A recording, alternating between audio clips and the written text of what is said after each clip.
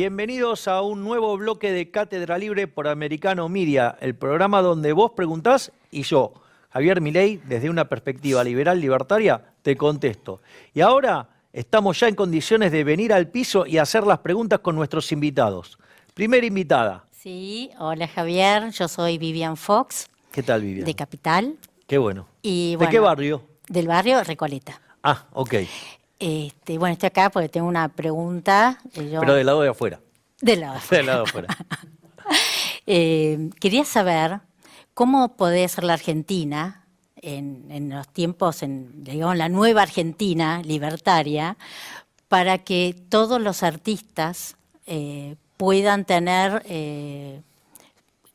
poder estimular a todos los géneros artísticos y todos los jóvenes y no tan jóvenes que se van del país vuelvan y todos los que están y piensan irse se queden aquí. Bueno, voy a ir con la cuestión del arte, que es muy interesante, es muy importante, muy valioso y que permite ver algunas cuestiones. Porque la economía de las artes está muy relacionada también con la economía de los espectáculos y demás. Sí. En el caso donde se ve con mayor claridad eso, porque es más evidente, es en el caso del fútbol. Vos fíjate que hoy Argentina tiene una característica respecto a los jugadores de fútbol que tiene. O tiene jugadores muy, muy jóvenes y tiene jugadores que están en la última etapa de su carrera. Es decir, que en el mejor momento de su vida futbolística no están en Argentina, están fuera del país. De hecho, cuando Argentina pasa sus instancias locales y va al plano internacional, Sí. está consiguiendo resultados verdaderamente magros.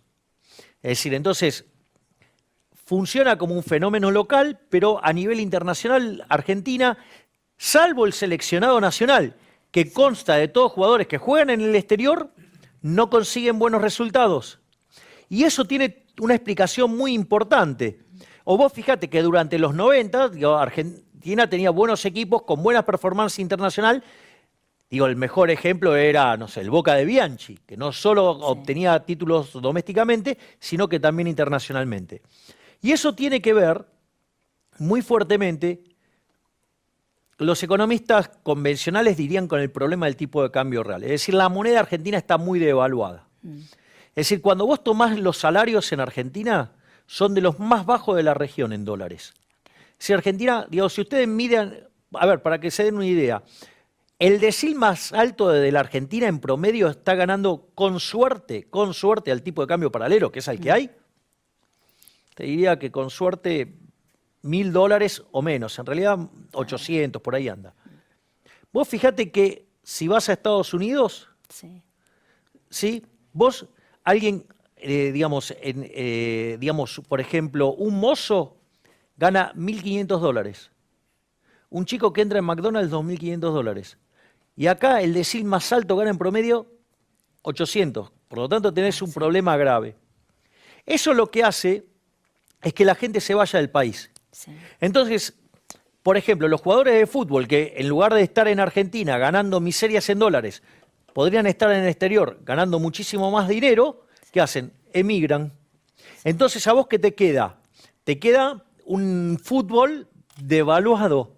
¿Me comprendés? Porque aparte, ¿cuánto puede aportar el ingreso por entradas? Muy poco. Y solamente dependen de poder vender al mundo. Pero dada la degradación que tenés de la liga, también vendés menos porque la gente va a querer verla menos. Por lo tanto, esta situación macroeconómica de miseria coyuntural y estructural, lo que hace es que, por ejemplo, un espectáculo como el fútbol, tengas problemas. O sea, ¿por qué? Porque no tenés un buen producto. Puesto de otra manera, si vos quisieras traer a los Rolling Stones, yo recuerdo, yo a los Rolling Stones lo vi 14 veces. Si vos querés traer a los Rolling Stones, o sea, lo que te va a costar una entrada, un argentino, no lo va a poder pagar.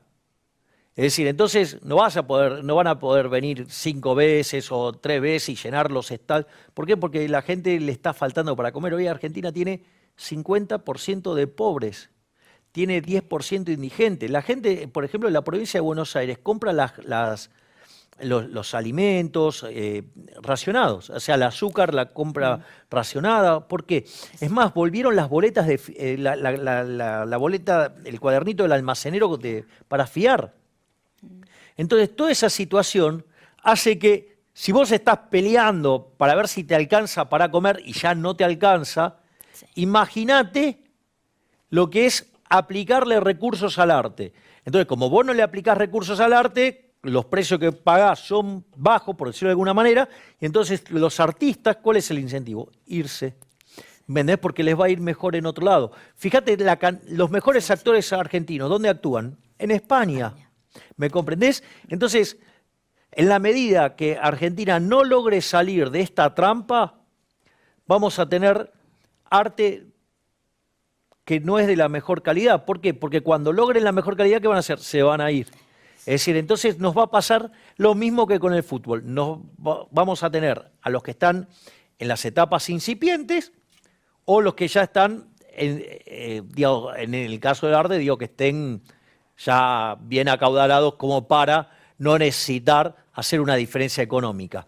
Pero todo lo que es el periodo más fuerte de generación de recursos, te vas a ir, porque encima cuando ganas plata acá te castigan.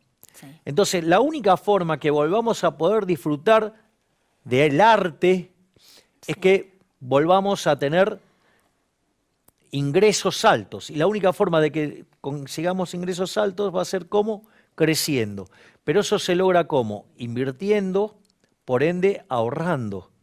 Y si tenemos gobiernos populistas que creen que esto se sale con consumo, cada vez vamos a tener arte de peor calidad. Gracias por la pregunta, Vivian. La próxima.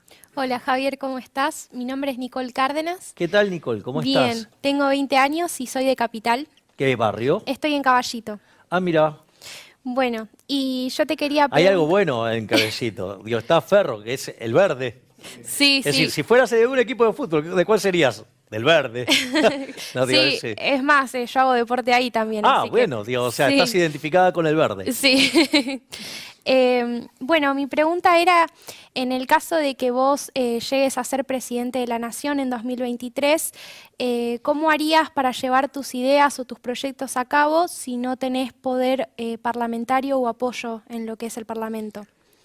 Bueno, eso es una muy buena pregunta, es excelente y la verdad es que está bueno que me lo plantees, porque una de las cosas que cuando me hacen esos planteos son planteos muy hostiles. Esto, digo, vale la pena mencionarlo, porque después cuando yo contesto me dice, pero qué duro en la respuesta. Y sí, porque vos me estás planteando una situación de suma hostilidad, donde independientemente de que lo que yo envíe como proyecto sea bueno o sea malo, me lo van a bochar de todas maneras. De hecho, el propio Martín Tetaz, radical que está en Juntos por el Cambio, dijo, si quiere pasar las leyes va a tener que entregar ministerios, cargos, todo. O sea, lo peor de la peor política, ¿no? Bueno, pero lo dijo así públicamente, o sea, está en un tuit, no lo dije yo, o sea, yo no hago como ellos que inventan cosas que yo no dije. Pero es interesante esto porque, entonces la pregunta es, cuando te dicen que ellos se te quieren mostrar como liberales y se te quieren mostrar como alternativa, la pregunta es entonces, ¿son verdaderamente liberales? Porque si yo envío un proyecto de características liberales, ¿por qué no habría de pasarlo? Si el proyecto es bueno, si el proyecto conduce a mayor libertad, si el proyecto conlleva mayor bienestar, ¿por qué no lo pasarían? ¿O solamente se opondrían por el solo hecho de que no lo enviaron ellos, como hacen en la legislatura de la Ciudad Autónoma de Buenos Aires, donde sí tienen mayoría y donde sí te revientan impuestos? Y cuando vos le mandás un proyecto bueno, te lo voltean y después se lo apropian y le hacen modificaciones que terminan desvirtuando el proyecto. Entonces la pregunta es, entonces, ¿qué diferencia hay con los kirchneristas que te bloquean todo lo que vos mandás si no es algo que, digamos, lo mandaron ellos? ¿Cuál es la diferencia entonces? Parece que no hubiera diferencia. Se parece que son bastante cómplices entonces en eso. Y la otra es, entonces lo primero que hay que quedar claro es que entonces ellos no están dispuestos a pasar ideas liberales, porque básicamente no lo son, y solamente estarían dispuestos a pasarlo sí, solo sí, es contra cargos, contra alguna prebenda típica de la política. Claro. Por lo tanto, eso es una buena alerta para la gente para que se dé cuenta que de liberales no tienen nada. Es decir, que lo único que le importa son los cargos y ese tipo de cosas. Y después, o sea, con lo cual no son muy distintos de los otros. Y lo otro es, bueno, si me van a bloquear cada proyecto, bueno, aquellas reformas que sean de carácter estructural, como por ejemplo el tema de la dolarización, que en realidad se llama dolarización, pero es todo un proceso que implica la reforma del sistema financiero, llevarlo a Banca Simon, ir a Banca Libre, después dar elección de monedas y después, seguramente los argentinos elegirán el dólar y dolarizamos. Si no lo quieren hacer, si no lo quieren apoyar, llamaremos una consulta popular. Y cuando quede claro que ellos, toda la casta política, está en contra de los argentinos de bien y se encuentren con votaciones 70-30, vamos a ver si siguen votando en contra de la gente y en favor de sus privilegios de casta. Excelente. Muchísimas gracias. Por favor. Bueno, acabamos de terminar un nuevo bloque de Cátedra Libre por Americano Media, el programa donde vos preguntás y yo, Javier Milei, te contesto desde una perspectiva liberal libertaria. Vamos a una pausa y en un rato seguimos. Hasta luego. Slides and sandals for as low as $29.98. And a very special thanks for the amazing support from so many conservative Hispanic Americans in the Americano media straw poll. I got 81%. Is that nice? 81. Bienvenidos a un nuevo bloque de Cátedra Libre por Americano Media, el programa donde vos preguntás y yo, Javier Milei, el liberal libertario, te contesto desde una perspectiva liberal. Ahora volvemos a las preguntas aquí en el piso. Próximo invitado. ¿Qué tal, Javier? Buenas tardes. ¿Qué Mi tal? nombre ¿Cómo es Sergio. estás? Hola, Sergio. Vivo en Capital, tengo 36 años. ¿De qué barrio? Soy del barrio Parque Patricios, del barrio Buenavena. Sí, claro. Hincha de Newell igual. Ah, no sos de Huracán. Y un poquito el corazón lo tenemos. Hace 30 años que vivo en el barrio. Así que, bueno, antes de empezar con mi pregunta, quería resaltar que con la primera invitada vi que lo que dijo con respecto a la libretita no es metafórico, sino que es algo que realmente sucede. Por ejemplo, yo trabajo en el transporte y mi pregunta va a ir relacionada con eso. Nosotros siempre estamos en el bar con el tema de la libretita. Manotás, manotás, manotás. No damos abasto. Bueno, yo quiero preguntarle cómo se ve usted el día de mañana su relación con los gremios. Bueno, ahí también hay una cuestión muy interesante, porque si yo te preguntara desde el regreso a la democracia en el 83, Sí. siempre hubo problema con los gremios, Sí, son el talón de Aquiles. Independientemente cuál fuera el gobierno, salvo, ¿cuál? El gobierno de Menem. Sí.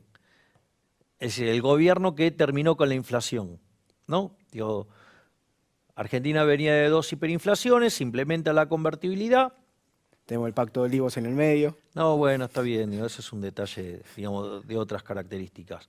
Pero desde el punto de vista económico, vos lograste el programa económico más exitoso de la historia.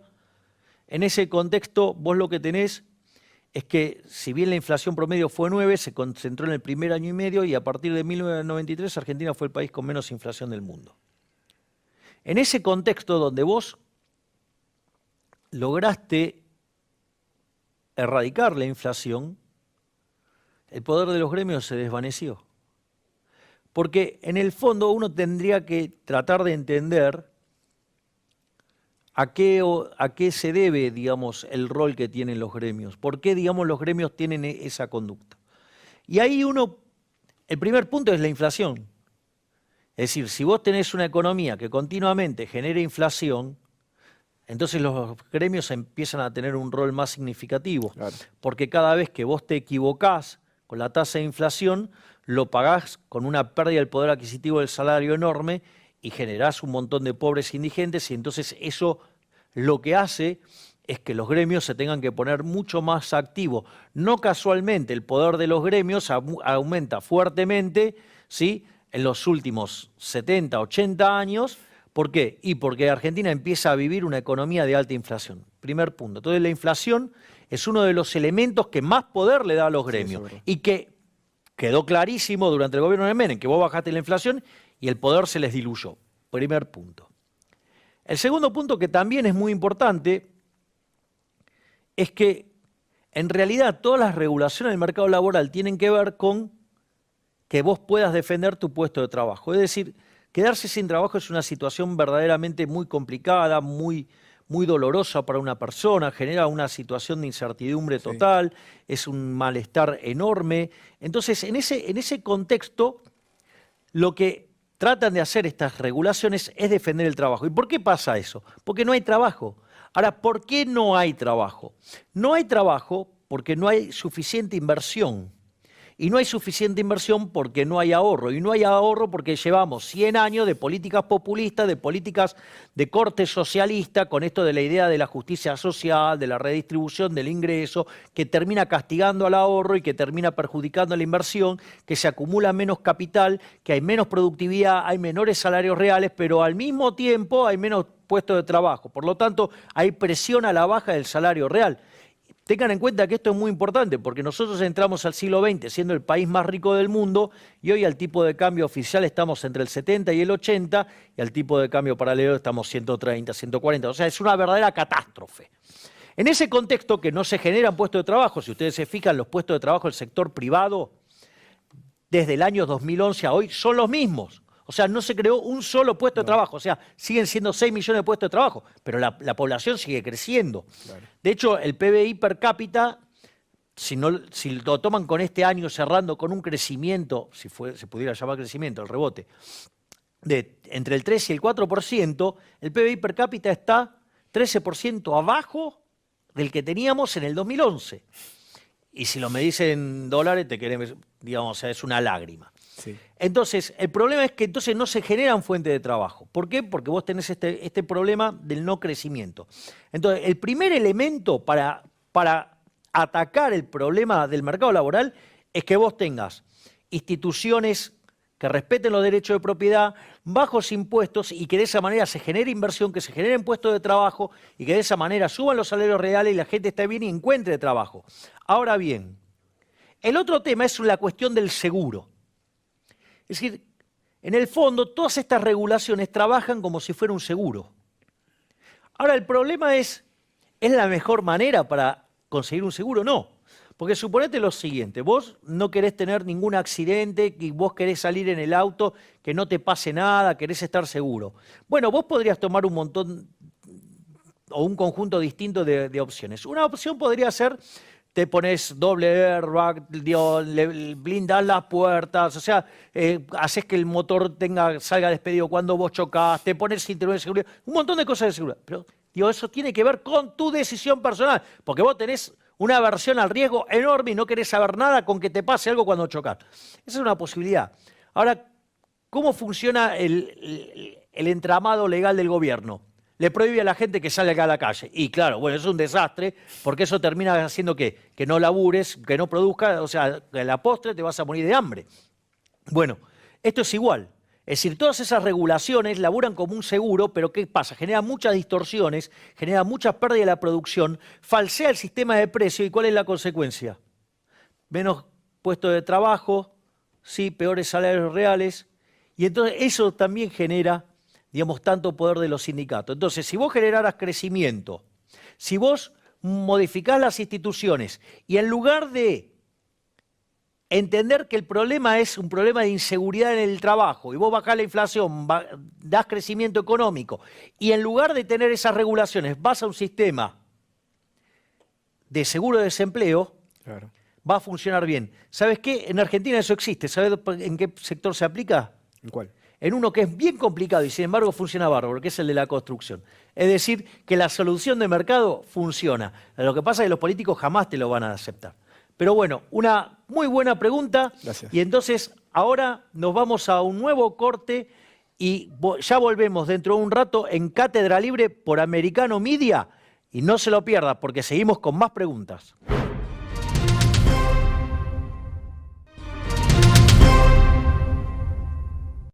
Bienvenidos a un nuevo bloque de Cátedra Libre por Americano Media, el programa donde vos preguntás y yo, Javier Milei, desde una perspectiva liberal libertaria, te contesto. Y ahora vamos a seguir con los invitados, que hoy la verdad se han traído unos invitados fabulosos. Próximo invitado. Hola Juan, hola, ¿cómo estás Javier? Buenas tardes. ¿Cómo te llamas? Me llamo Claudio Pereira, ¿Qué tal, soy Claudio? de Valvanera. ¿Qué tal? Vendría Qué a ser bueno. popularmente conocido como Congreso, así que estoy cerca de esa caja. Sí. Impresionante. Sí, que cerca es del nido de ratas. Exacto, es una Mira, mano. yo, digamos, o sea, un día un periodista me dijo, ¿y usted qué opina de la política? Le digo que me equivoqué. Ah, ahora opina bien. Le digo, no, me quedé corto. Son peor de lo que me imaginaba. Así que, Bien. tu pregunta. Bien, la pregunta es esta. Teniendo en cuenta que un tema central del ideario liberal y libertario es la existencia de un gobierno limitado en favor de las personas, de los individuos, y teniendo en cuenta nuestra historia, que se ha construido al revés, se ha construido un inmenso Estado, un gobierno que está en todos lados, ¿pensás que avanzado un gobierno tuyo sería necesario algún tipo de reforma constitucional para volver a equilibrar eso y que las personas tengamos los espacios de libertad? A ver, el problema es que frente a la convulsión política y económica que existe en este momento, es abrir la caja de Pandora. Es decir, vos cuando abrís la cuestión de la constituyente, puedes salir para cualquier lado. Entonces, y me parece que no están dadas las condiciones para que las personas, la sociedad se pueda resistir un cambio constitucional. Es cierto que de la constitución que hoy tenemos es peor, ¿sí?, que la que teníamos originalmente y que lo ideal sería volver a tener una constitución como la del 53, de 1853, ¿no? O sea, con sus mejoras para el año 60, en especial en la parte que tiene que ver con la coparticipación, ¿no? Es decir, en ese sentido, el régimen de coparticipación ha generado un desastre en Argentina por un problema de falta de correspondencia fiscal. Es decir, algunos recaudan y otros son los que gastan. Entonces eso genera un problema de incentivos muy complicado. Ha llevado a que algunas provincias directamente se conviertan en feudos y además los gobernadores no se hacen cargo de, digamos, de haber estado subiendo los impuestos. Es decir, siempre le echan la culpa a otro. Entonces, ahí tenés tremendos problemas. Vos fíjate que desde la reforma constitucional del 94 se había pedido, o se estipulaba que se hiciera una reforma de la coparticipación y sin embargo no se hizo. ¿Por qué? Porque necesitas tener el 100% de los votos. Entonces, la verdad es que nadie quiere sacar los pies del plato. La verdad es que los distintos actores de la política son más o menos socialistas, pero todos son socialistas. A veces para endulzarte el oído te hablan de idea de la libertad, pero después te suben los impuestos, te siguen aplicando socialismo, les gusta el gasto público, les gusta el Estado presente. Por lo tanto, digo, es una gran hipocresía, porque cuando están fuera del Estado quizás se muestran más liberales, pero cuando están en funciones son todos socialistas y a todos les encanta, ¿sí?, reventarte la cabeza impuestos. Entonces, me parece que todavía no hay un nivel de maduración como para que se pueda avanzar a una reforma de esas características para volver a un sistema con más libertad. Me parece que eso es una cosa de largo alcance y que antes habría que dar varios pasos para que la sociedad esté convencida en eso y de modo tal que los políticos no puedan hacer cualquier porquería. Porque si vos le das la opción hoy, la van a usar en contra de la gente para que haya más socialismo. Por lo tanto, no es algo que debería estar en la agenda de hoy, porque tampoco tiene que ver con las prioridades de la gente, con 50% de pobres, 100% de inflación, 10% de indigente. La discusión pasa por otro lado. Próxima pregunta. Mi nombre es Julieta. ¿Qué tal, Bueno, Julieta? yo soy del barrio Valvanera también. También. Que también lo llaman 11, pero bueno, Valvanera finalmente. Mi pregunta es la siguiente. ¿cuál sería tu actitud en el caso de que llegues al gobierno ante si encontrás algún funcionario que obre mal, que obre como la casta, que roben, que se queden cómodos en su cargo? ¿Cuál sería tu actitud? No se van a quedar cómodos en su cargo. Van a ser echados automáticamente. Es decir, el que roba afuera. Porque, a ver, hoy hay un tamaño del Estado que claramente no es el que a mí me agrada. O sea, en general, digamos, filosóficamente, a mí el Estado no me gusta. En la vida real soy más partidario del minarquismo, pero digo, dado el tamaño del Estado que tenemos, hay un montón de cosas para hacer, hay un montón de reformas para hacer en el medio, y en esa transición vos tenés que seguir manteniendo ciertas funciones hasta que vas haciendo las reformas. Entonces, de ninguna manera voy a tolerar que haya corrupción, de ninguna manera. Es decir, eso de estar encubriendo a los funcionarios o de estar persiguiendo a jueces para que, digamos, no, porque además, o sea, en la concepción de la República, la justicia claramente tiene que ser independiente. Y la mejor señal que vos podés mandar es que si vos hay funcionarios que son corruptos, los echás. También vamos a hacer cosas que contribuyen a que no haya corrupción. Por ejemplo, una de las cosas que nosotros proponemos es eliminar la obra pública e ir a un sistema de iniciativa privada a la chilena. Bueno, eso le quita un nivel de robo al sector público enorme. Otras cosas que nosotros queremos hacer, que va también contra los privilegios de la casta, es eliminar las transferencias discrecionales de nación a provincias y de provincias a municipios. ¿Por qué? Porque justamente esas transferencias, ¿cómo se hacen? Se hacen hacia los lugares de mayor oscuridad fiscal. Porque claramente eso tiene, digamos, beneficios para los políticos, porque no pueden ser controlados. Entonces, todo lo que se pueda avanzar en transparencia se va a hacer, y aquel que sea corrupto va a ser despedido, y además se va a trabajar sobre las partidas que roban los políticos. Vos fijate que todos quieren hacer ajustes, pero nunca tocan la obra pública, nunca tocan lo que tiene que ver con las transferencias discrecionales. ¿Por qué? Y porque, es más, el tema de los subsidios, ese pasamano también huele a podrido. Por eso, digamos, es muy importante ir sobre esas cuentas que no afecta a la gente, pero sí afecta a los políticos, en el fondo que paguen los delincuentes. Entonces, esa conjunción de transparencia y de tocar las partidas de donde roban los políticos ayuda a que vos bajes la corrupción y sea más fácil de detectar, y por ende, cuando encontrás a uno, lo echás. Perfecto. Vamos a la próxima pregunta. Buenas tardes, Javier. Mi nombre es Viviana, soy de Villa Pueyrredón. ¿Qué tal, Viviana? Soy profesora de electrónica, por eso mi pregunta relacionada con educación. Quería saber cómo implementarías el tema de los vouchers educativos. Bueno, vamos al tema de los vouchers.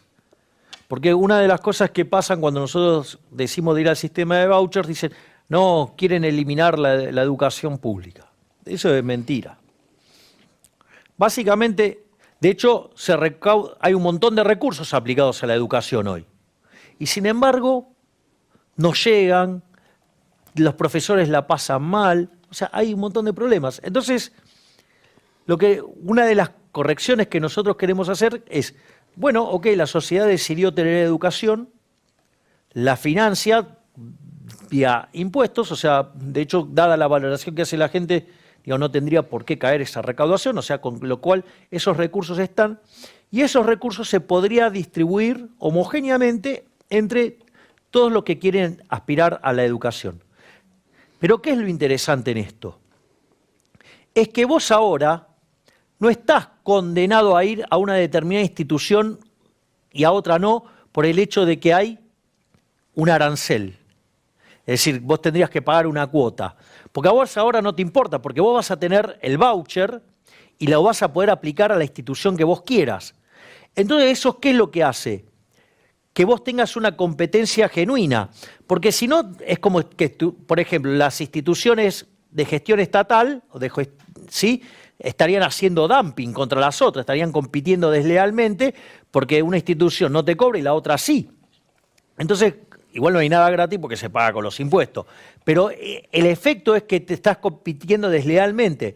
Entonces, si a vos alguien te da el voucher, vos podés elegir la institución que quieras, ya sea de gestión estatal o de gestión privada, pero vos competís. Entonces, ¿qué es lo que pasa? Al darse esa situación de competencia, aquellos que no brindan una educación de calidad, ¿qué va a pasar? Van a quebrar.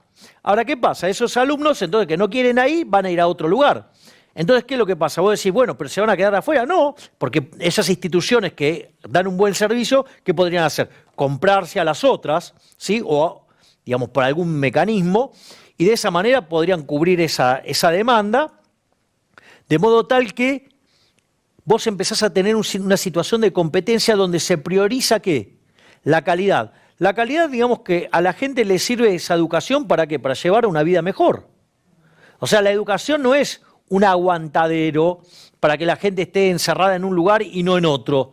Entonces, la idea fundamental es que esa competencia, ¿qué es lo que va a hacer? Además, va a hacer que las distintas instituciones, para poder capturar esos ingresos, ¿qué van a hacer? Van a pagarle mejor a los docentes, les van a dar mejores incentivos, les van a dar un mejor servicio a los alumnos, y en ese régimen de alta competencia, ¿quiénes son los que se van a beneficiar? Los consumidores, con un bien de mejor calidad, un mejor precio, donde además los trabajadores de la educación, o sea, además van a estar muchísimo mejor. Es decir, todo para ganar, nada para perder. Claro, ¿cuál es el problema? El problema es que este sistema de competencia le genera un problema ¿a quién? Sindicato. No, y a los políticos, ¿no? Porque el Estado no te da la educación que vos necesitás.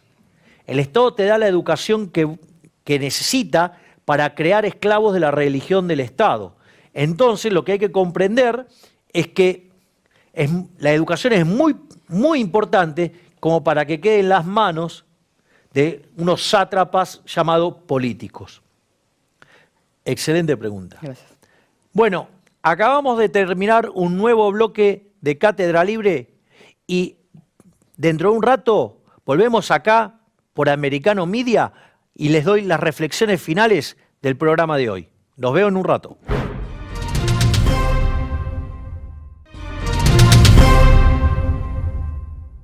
Bienvenido a este último bloque de Cátedra Libre por Americano Media, el programa donde vos preguntás y yo, Javier Milei, el liberal libertario, te contesto desde una perspectiva liberal. Bueno, la verdad es que hoy hemos tenido un programa muy, muy interesante con preguntas verdaderamente desafiantes. Arrancamos con mi editorial sobre el dibujo que es el presupuesto que se va a estar discutiendo en la Cámara de Diputados próximamente.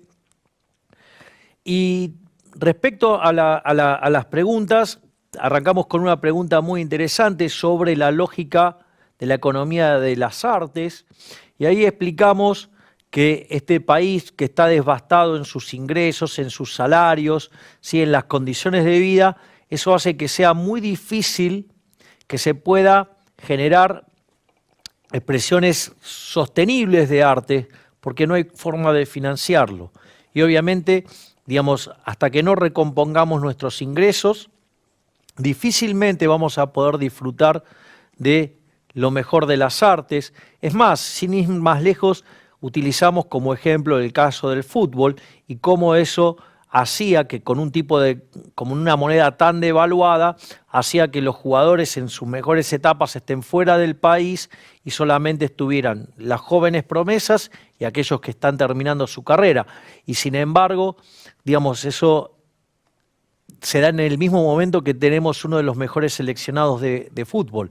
¿Por qué? Porque los mejores jugadores están en el exterior, ¿sí? Y dentro de Argentina se quedan los que ganan poco en dólares. Después, otra de las cosas que estuvimos discutiendo es cómo se enfrenta una situación de absoluta violencia y bloqueo por parte de la casta política a las reformas pro mercado. Y ahí básicamente hay dos claves en la respuesta, y uno que tiene que ver con desenmascarar aquellos que se quieren vender como liberales y no lo son, que estarían dispuestos a pasar esas leyes solo a cambio de cargos, ¿sí? Y que en el fondo no son liberales, sino que se están acomodando por lo que están dando las encuestas.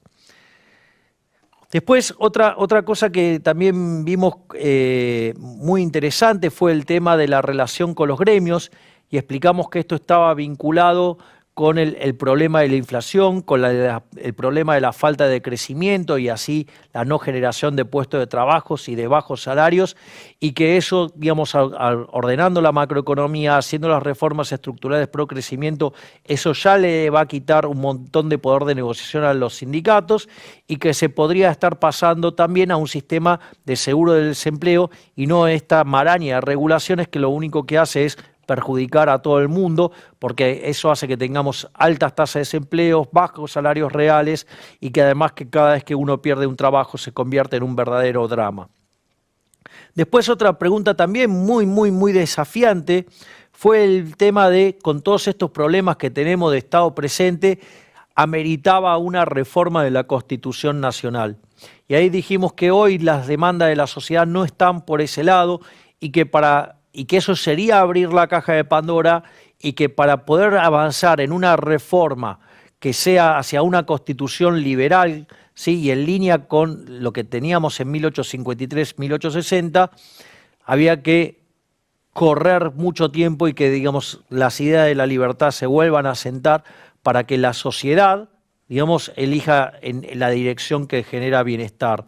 Sí, también hemos discutido el tema de la corrupción, y hemos tenido una muy rica discusión sobre el tema de los vouchers aplicados en el caso de la educación. Así es que la verdad hemos tenido un muy hermoso programa. Le agradezco a cada uno de los invitados por tan lindas preguntas. Y bueno, es todo por hoy, y nos volvemos a ver en el próximo programa de Cátedra Libre.